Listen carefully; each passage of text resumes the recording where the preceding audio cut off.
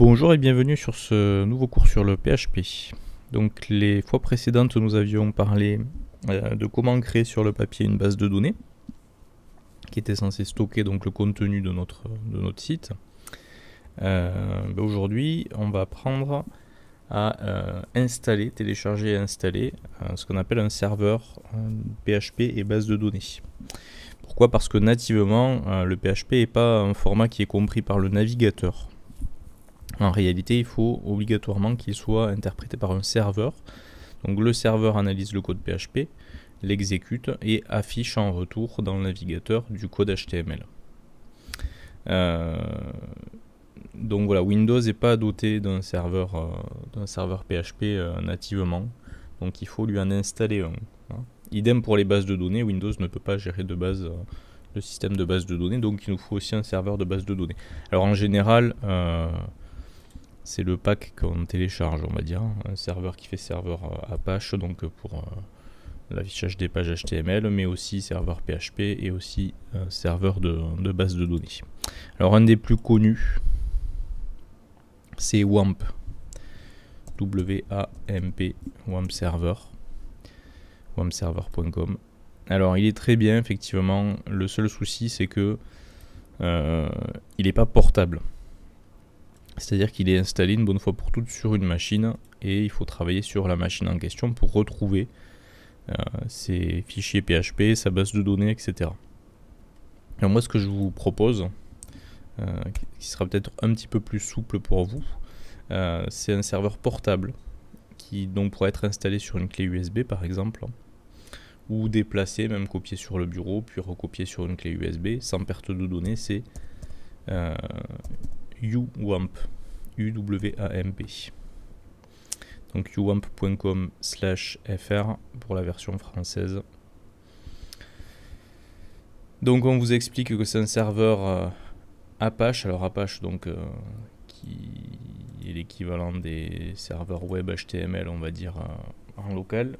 MySQL qui nous permettra donc de gérer les bases de données au format MySQL. PHP et SQLite qui est un pendant, on va dire, de MySQL. Donc sans installation, disponible sous forme d'archives compressées, très bien. Décompresser, lancer le serveur, donc il n'y a rien à installer, c'est ça qui en fait une application portable.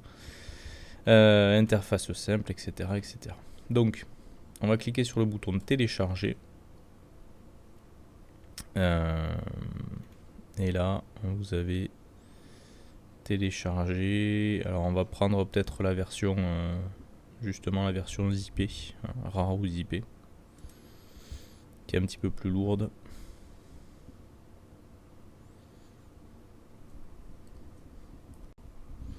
Alors ça y est, le fichier est téléchargé, donc je vais cliquer dessus pour l'ouvrir et le décompresser, et je vais le mettre moi sur le bureau, mais encore une fois ça pourrait être sur une clé USB et à tout moment de toute manière vous pourrez déplacer ce dossier de uwamp où bon vous semble.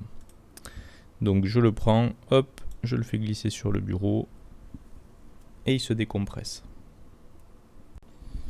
Donc j'ai volontairement coupé la phase de décompression, et encore elle n'est pas tout à fait terminée, mais ça peut bien durer 3-4 minutes facilement en fonction de la puissance de votre ordi, donc c'est normal, il y a beaucoup de petits fichiers à décompresser.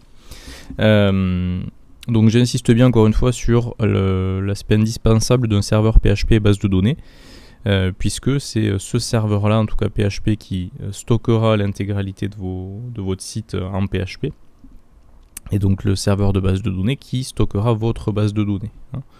Donc sans ça, vous ne pouvez pas mettre en place localement, je parle bien en local sur votre machine locale, de site dynamique en PHP et base de données.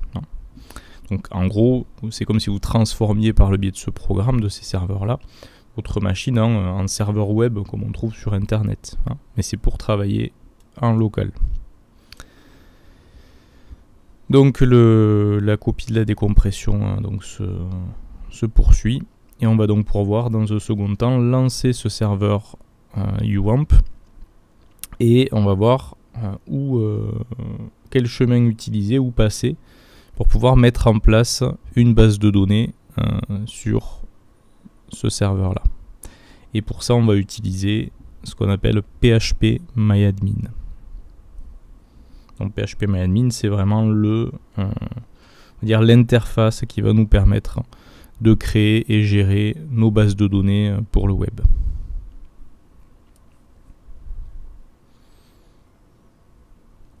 Donc voilà, on a bien sur le bureau maintenant UWAMP. Alors vous pouvez le renommer si vous le voulez. Et à l'intérieur, nous avons l'exécutable, donc le programme UWAMP. Donc nous allons double-cliquer sur UWAMP pour lancer ce serveur.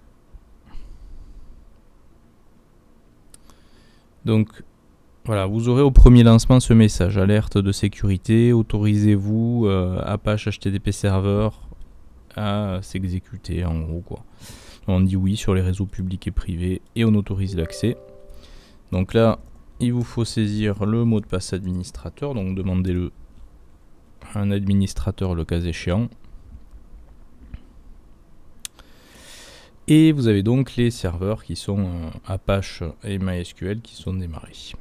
Donc là vous avez le choix de la version de PHP utilisée, de la version du serveur MySQL. Bon, on n'a pas le choix en réalité, on n'a que celle-là de disponible.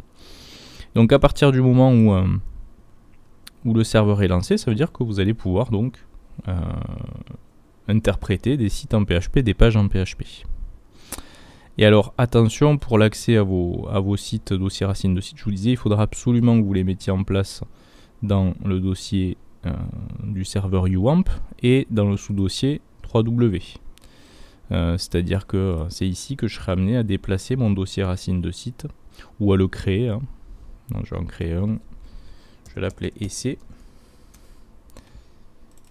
Et à l'intérieur, même carrément je peux l'utiliser en tant que projet brackets.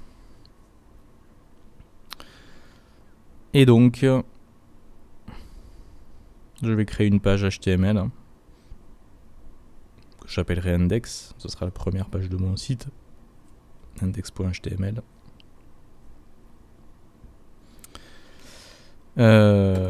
Quand il veut bien. Donc nouveau fichier. Je vais pas faire les choses tout à fait correctement, je vais juste mettre hello.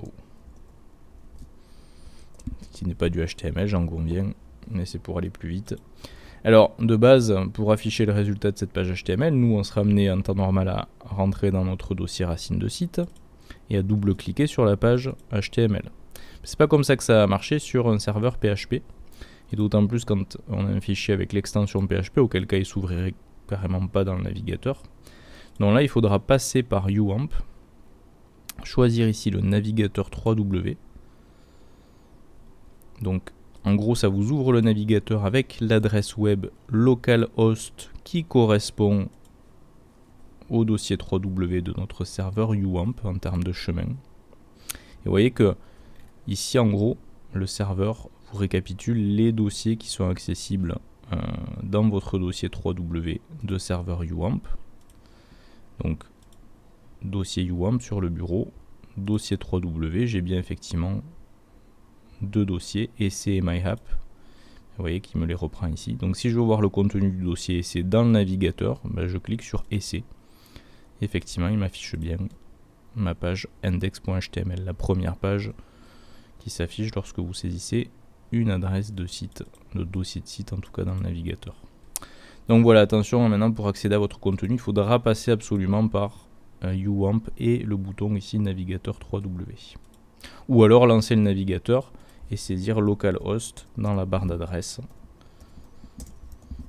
de manière à pouvoir accéder au même contenu, le contenu du dossier 3W, et du coup d'accéder à votre dossier racine de site.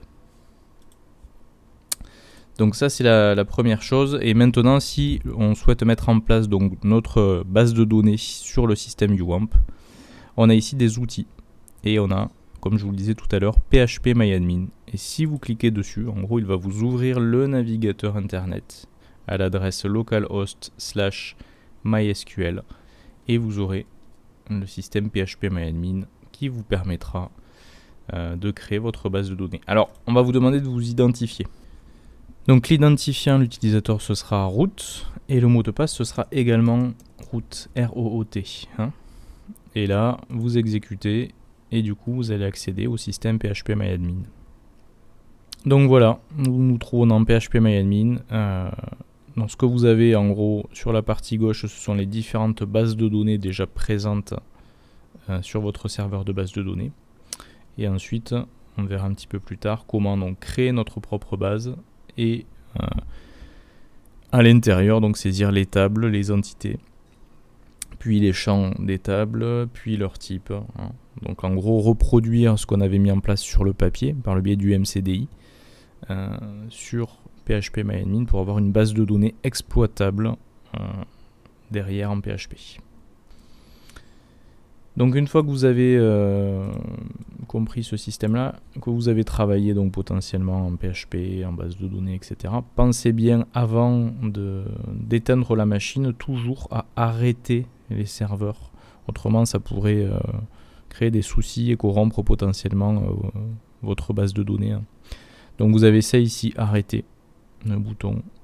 Et vous voyez qu'il faut attendre que le serveur Apache et MySQL soit arrêté de manière à pouvoir derrière éteindre votre machine.